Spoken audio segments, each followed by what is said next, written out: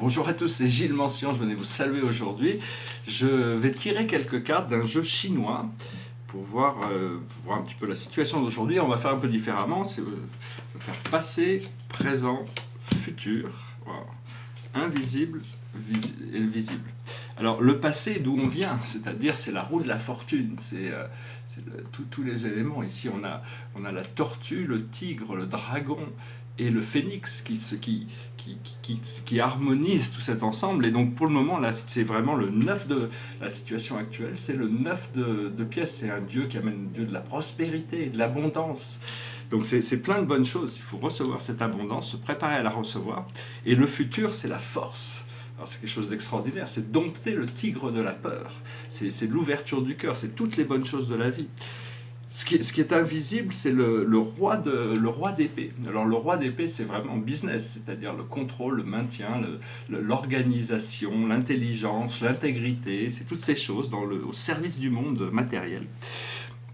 Et ce qui est visible, que l'on peut voir, c'est le 7 de bâton. Donc c'est arriver à faire les réformes, arriver à déplacer les bons bâtons pour qu'ils soient au bon endroit, pour pouvoir permettre à toutes ces choses d'aller naturellement dans le flot des choses. Donc voilà, j'espère que ce message aura été intéressant pour vous. Aujourd'hui, bon, je voulais lire un petit peu, je vais faire un petit commentaire sur le fait que aujourd'hui c'est la journée de l'eau. Je ne sais pas s'ils ont décidé tous les jours de donner quelque chose, une journée spéciale pour l'eau. En réalité, l'eau, c'est quelque chose qui est un peu tous les jours. Et bon, il y a quand même quelques distorsions de valeur de mettre, par exemple, comme la journée de la femme entre la journée du camembert et la journée des mots croisés. Enfin bon, il faut savoir que l'univers, la terre, tout a été créé pour vous, pour nous, pour pouvoir faire ça. Donc on n'est pas du tout, on n'a pas besoin Enfin bon, c'est des choses qui viendront à la conscience progressivement. Et donc, pour parler de l'eau, on peut parler de l'eau. L'eau, c'est quelque chose d'absolument merveilleux. Il est révélé que dans une goutte d'eau moyenne, il y a 1 million de milliards de molécules d'eau. Donc c'est tout petit, mais jamais on aurait pu inventer l'idée de savoir que l'oxygène et l'hydrogène, arrangés de cette manière, pourraient créer une substance super additive qui éteigne le feu, parce que l'oxygène et l'hydrogène sont des gaz qui ont plutôt tendance à s'enflammer. Donc c'est vraiment quelque chose qui, d'après Lurantia, aurait dû empêcher toutes les sciences matérielles de se développer.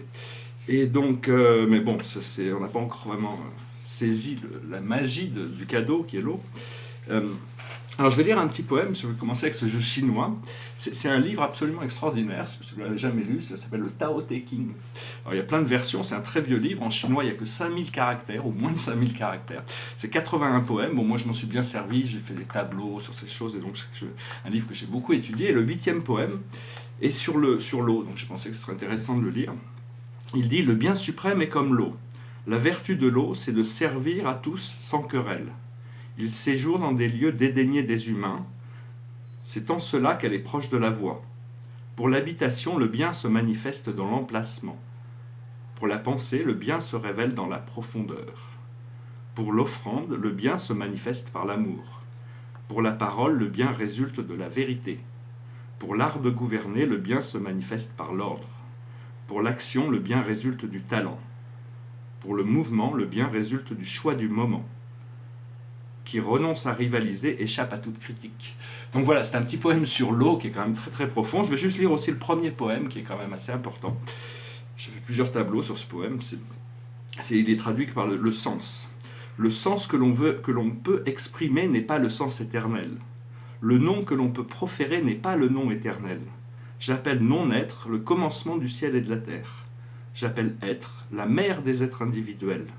Se diriger vers le non-être amène à contempler l'essence merveilleuse, se diriger vers l'être, à contempler les limitations spatiales. Tous deux sont originellement un, et par le nom seul diffèrent. Dans son unité, cet un est mystère. Mystère des mystères, et la porte par où surgit toute merveille. Donc voilà, c'est un très très beau poème, mais bon, tous les poèmes sont très très profonds, c'est une sagesse Lao Tzu, c'est un grand philosophe du 6e siècle avant Jésus-Christ, et je voulais dire aussi par rapport, je voulais dire un petit peu par rapport à ma vidéo d'hier, quand je parlais de la mémoire, c'est la mémoire en essence, dans l'histoire, la mémoire par rapport aux vies passées.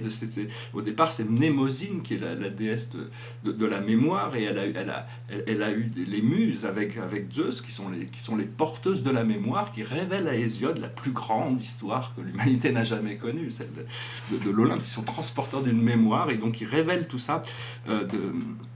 Il révèle cette histoire qui avait été oubliée, mais que bon, le problème c'est que, pour moi, il y a un problème par rapport à cette compréhension de ces histoires, bien qu'il y ait beaucoup de symboles même, c'est que 99,99% du monde académique, ou même 100% du monde académique, considère que les dieux de l'Olympe sont des inventions des poètes. Si on ne pense pas ça, c'est qu'on est fou, on est marginal, parce que ces dieux n'ont jamais pu exister, c'est tout un raisonnement matérialiste.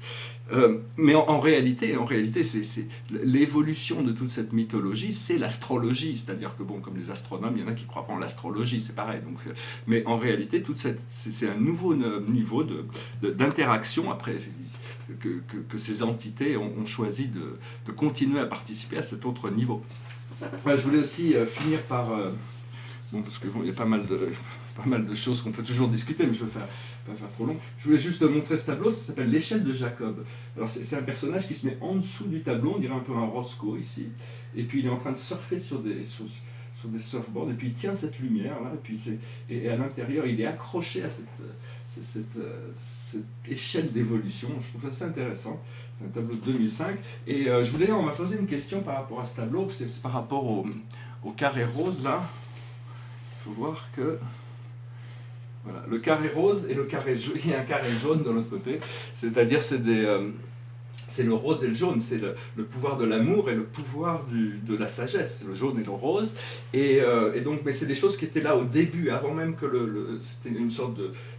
Avant que le système solaire arrive, il y avait déjà cette construction avec ces deux carrés là, et puis il y avait d'autres grandes sphères jaunes, et puis ça arrivait par-dessus, mais enfin bon, c'est vraiment le tableau fonctionne bien comme ça, je trouve qu'il y a une belle diagonale. Voilà, je vous souhaite une excellente journée, je vous remercie pour tout, et puis je vous dis à très bientôt, namasté.